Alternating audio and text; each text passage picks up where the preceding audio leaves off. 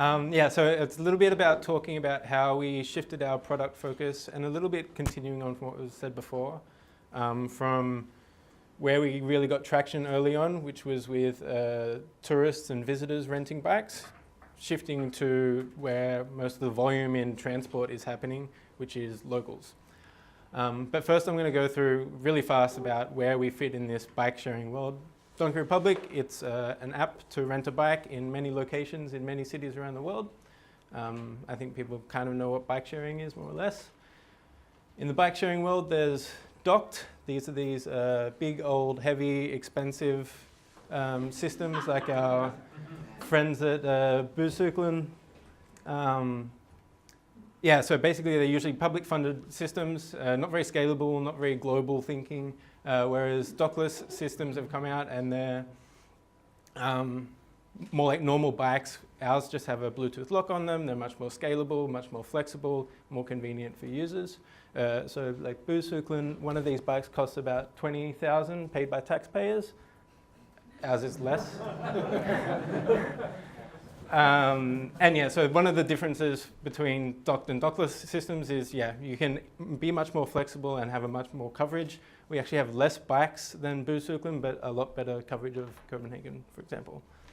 And then you have free floating bike shares, which is a type of dockless system where people can pick up the bike wherever they find it, they unlock it, they take it for a ride, and then they dump it wherever they feel like, which is, yeah, it's another type of dockless system. It's not what Donkey Republic does, and so that's important to kind of understand where our product has come from and where it's gone to.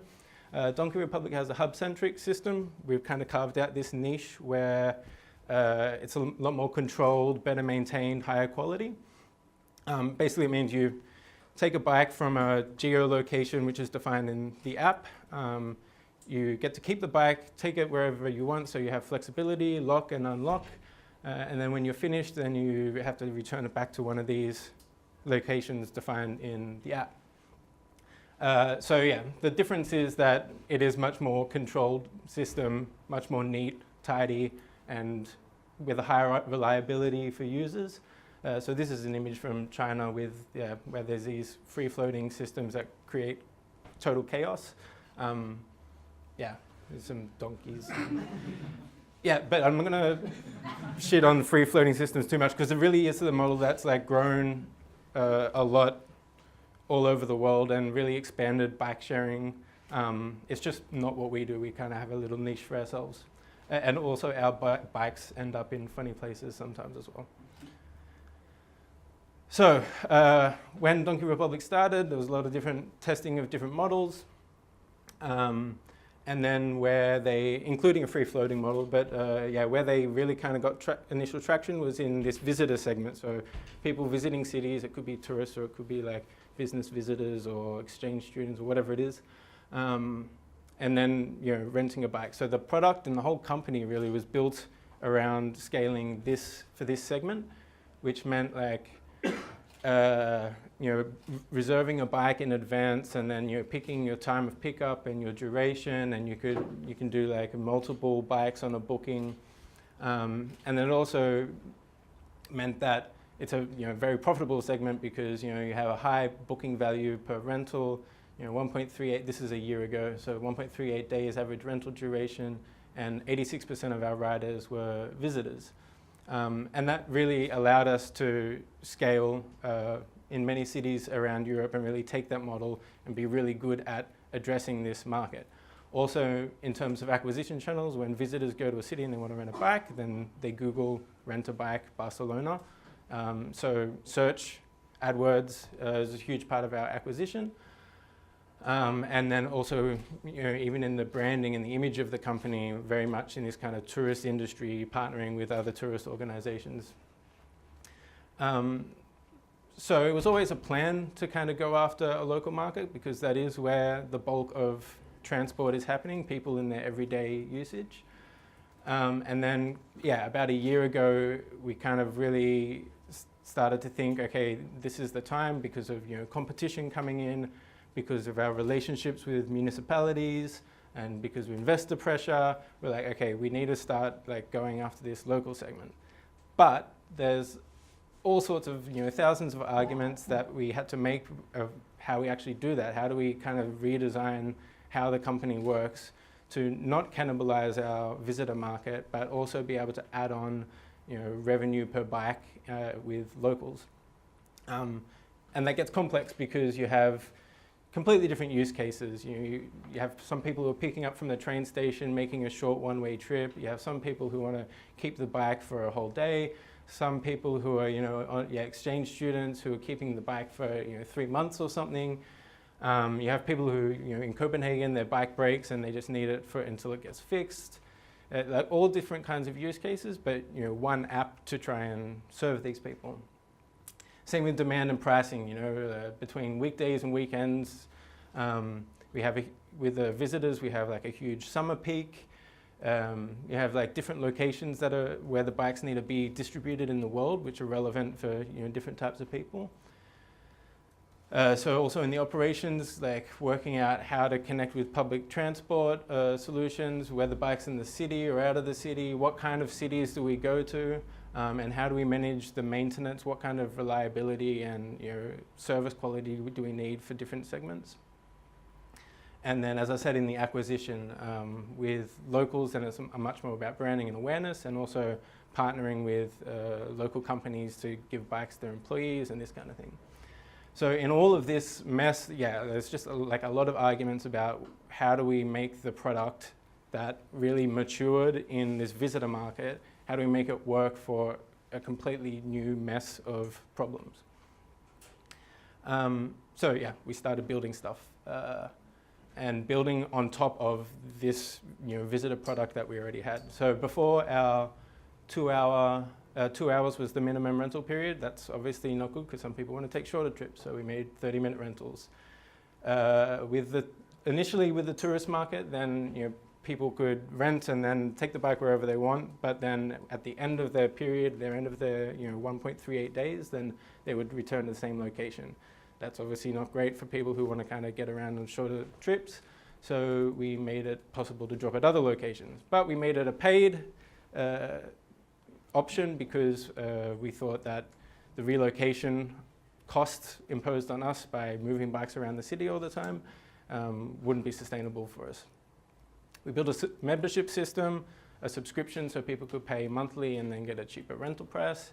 That wasn't so great, so we made it so that people could pay a monthly subscription and then they just get free access to the bikes. We made private memberships so we could have special offers on memberships for employees or for universities or whatever. API integration and deep linking so we could integrate all of our locations and availability into transport aggregators. Worked out that the paid flex thing didn't really work, so we made it free. And then we also added this switch bike functionality to add a little bit of reliability that if you get to your bike and it gets a flat tire, you can easily switch to another one. So we were building all of this just, on top of this visitor product that we had. So it did become a bit of a mess, but we kind of needed to go through this process of just mashing all these things and seeing what stuck. Here's an example where, of this kind of like paid alternative drop-off location where we just added this step in the booking funnel and people had no idea where they wanted to end with the bike, and they didn't really know why they had to understand this process at that point anyway, so it wasn't ideal. And this is like first version of our memberships where we have like a subscription price which can either be yearly or monthly, and then that gives you some kind of discount on the rental price. So that translates to a 30-minute price and a 12-hour price, and you can also have a free trial on top of that. And then there's also this disclaimer down here that you have to pay an extra fee if you drop at another location. So obviously it's like mashing these things because we were dealing with that big slide there with this one with competing things and competing arguments that we're all having about how it should work. But then we started getting some learnings about what was working and what wasn't. And so around February, March this year, then we kind of started to peel back the layers of all this stuff that we'd added on top and work out what was working for these customers, talking to a lot of people, looking at a lot of data about how people are actually using the bike, where are they going, how long are they using it for. And we got to this kind of rental duration niche where people were taking it for 12 hours and they could keep the bike, which is kind of something that only we're doing in the bike sharing world. This unlimited subscription thing where you just pay one monthly fee and get free access to all of the bikes all over the world, then it worked. So of course we rolled it out in other cities. In Berlin we did it in April, and you can see like an immediate uptick on what was happening there. This also is, you got to think that in the spring then everything's kind of an uptick because people ride bikes more and when it's sunny. So yeah, there's a disclaimer on these graphs. People started using the bikes more. This is also for members, which means they're getting more value out of the system that we've built. And then yeah, active members per month, also with a big spring uptick. And then my favorite is the revenue cohort graph. So really kind of all came, yeah, we had to go through this process of having these arguments, building these things, and then peeling back the layers to work out what was happening underneath and how, with all of these different use cases, people would actually use the product.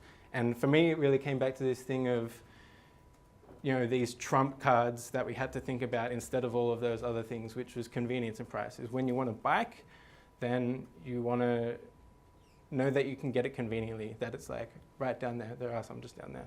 But you can get it right down there and you know how to get it. You turn on your Bluetooth and you unlock the bike.